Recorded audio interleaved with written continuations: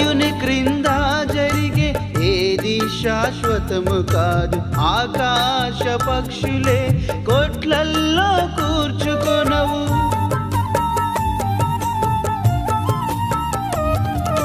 సూర్యుని క్రింద జరిగే ఏది శాశ్వతము కాదు. ఆకాశ పక్షులే కొట్లల్లో కూర్చుకొనవు. క్రీస్తులోనికి వచ్చి పైనున్న వాటినెదకు. లేఖనముల యందు నిత్య జీవమున్నదని చెప్పు. క్రీస్తులోనికి వచ్చి పైనున్న వాటినెదకు. లేఖనముల యందు నిత్య జీవమున్నదని చెప్పు.